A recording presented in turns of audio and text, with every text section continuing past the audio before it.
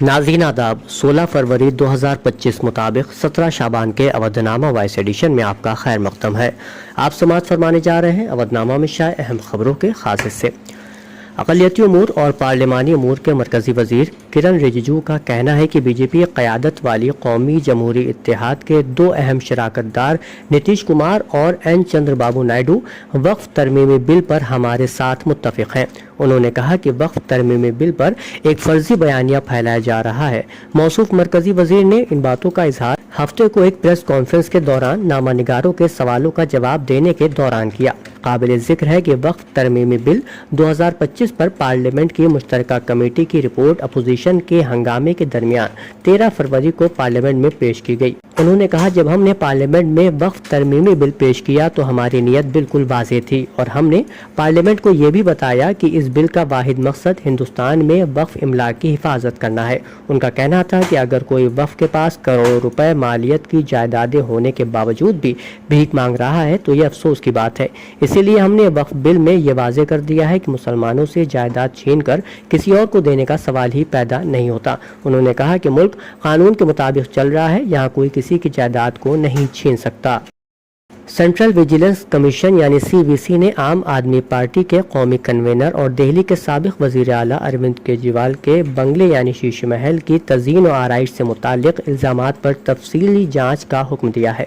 ये तहक़ीक़ात central public works department यानी CPWD के ज़रिए की जाएंगी, जिसमें इल्ज़ाम लगाया गया है कि 6 फ्लैग स्टाफ बंगले की तामीर में तामीराती क़वानीन की खिलाफ वर्जी की गई है। ये मामला उस वक्त मंजर-ए-आम पर आया जब बीजेपी ने इल्ज़ाम लगाया कि केजरीवाल के बंगले के लिए 40,000 मुरब्बा गज अराजी इस्तेमाल की गई, जो तामीराती उसूलों की खिलाफ वर्जी है। सरकारी और इमदादी सानवी स्कूलों में दर्स व तदरीस और सहूलियात को बेहतर बनाने के लिए बाकायदा मुआयना किया जा रहा है, लेकिन बहुत से divisional joint education directors, deputy directors और DIOS इसमें दिलचस्पी नहीं ले रहे हैं। इस पर महकमे ने लखनऊ, रायबरेली, अमेठी, अयोध्या, बाराबंकी, सुल्तानपुर समेत 44 अजला के DIOS समेत 100 अफसरान से ज़्यादा को नोटिस जारी करके उनसे जवाब तलब किया है। अफसरान को मुआयना करने और जांच की रिपोर्ट को परख ऐप पर अपलोड करने की हिदायत भी दी गई है। मुसद्दिक़ा ज़राए ने बताया है कि महाकुम के सेक्टर 19 में रेलवे के नीचे शाम तकरीबन 6 बजे लौकुश कैम्प में आग लग गई। इत्तला मिलते ही महकमा दमकल के दस्ते ने 10 मिनट के अंदर आग पर कंट्रोल हासिल कर लिया। इस हादसे में किसी जानी नुकसान की कोई इत्तला नहीं है। समाजवादी पार्टी के सरबराह अखिलेश यादव ने हफ्ते को राजधानी लखनऊ में समाजवादी पार्टी दफ्तर में एक प्रेस कॉन्फ्रेंस से खिताब किया। इस मौके पर उन्होंने मिल्कीपुर इलेक्शन समेत मुख्तलिफ मसाइल पर बीजेपी को घेरा। उन्होंने एक बार फिर कहा कि इलेक्शन कमीशन मर चुका है। इलेक्शन कमीशन ने नोटिस भिजवाया तो मामला अदालत में ले जाया जाएगा, वहाँ हमें अपनी बात को मजीद तफसील से पेश करने का मौका मिलेगा। SP सदर ने कहा कि बीजेपी हुकूमत ने महाकुम को लेकर 144 साल का कंफ्यूजन फैलाया है। इससे बड़ी बदइंतजामी कभी नहीं देखी गई। प्रयागराज महाकुंभ में गुस्ल करने के बाद वाराणसी और अयोध्या जाने वाले अकीदतमंदों के ट्रैफिक जाम में फंस जाने का नोटिस लेते हुए वज़ीर आला योगी आदित्यनाथ ने कहा कि अगर कहीं भी ट्रैफिक जाम होता है तो इसके जिम्मेदार अफसरान होंगे। जुमे को अपनी सरकारी रिहाइशगाह पर महाकुंभ के इंतजामात का जायजा लेते हुए उन्होंने सीनियर अफसरान को फील्ड में जाकर इंतजामात को दुरुस्त करने की हिदायत दी। दरअसल महाकुंभ के उल्टे बहाव की वजह से जुमेरात को अयोध्या, अमेठी, सुल्तानपुर, अम्बेडकर नगर और बाराबंकी में शदीद ट्रैफिक जाम की सूरत हाल पैदा हो गई थी। अयोध्या में सबसे खराब सूरत हाल थी। जुमेरात को 10 लाख से ज्यादा अक़ीदतमंद अयोध्या पहुंचे। सूरत हाल पर काबू पाने के लिए जिलाई हुदूद से ही गाड़ियों को मोड़ना शुरू कर दिया गया। गोरखपुर, गोंडा, लखनऊ, रायबरेली और अम्बेडकर नगर पर भारी गाड़ियों के दाखिले पर पाबंदी आयद कर दी गई। इसका नोटिस लेते हुए वज़ीर आला ने सख्त हिदायत जारी की कि सीनियर अफसरान खुद सड़कों पर उतर कर इंतजामात का जायजा लें। काशी तमिल संगम के तीसरे मरहले का इफ्तिताह करते हुए मरकजी वजीर तालीम धर्मेंद्र प्रधान ने कहा कि सकाफती इत्तेहाद हमारे मुल्क की कलीदी है और ये संगम जोग्राफियाई फासलों को ख़त्म करने और बाहमी इफ़हाम तफ़हीम को मजबूत करने की सिमत एक अहम कदम है।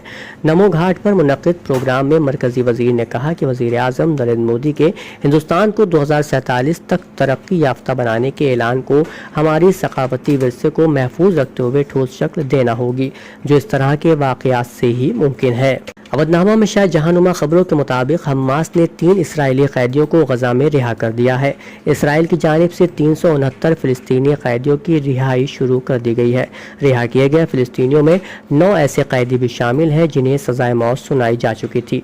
गजा की वजारत सेहत ने इसराइल के 16 माह तक जारी रहने वाले हमलों और बमबारी में 4,239 फ़िलिस्तीनियों के शहीद होने की तस्दीक की है, जबकि 1,11,676 अफराद जख्मी हैं।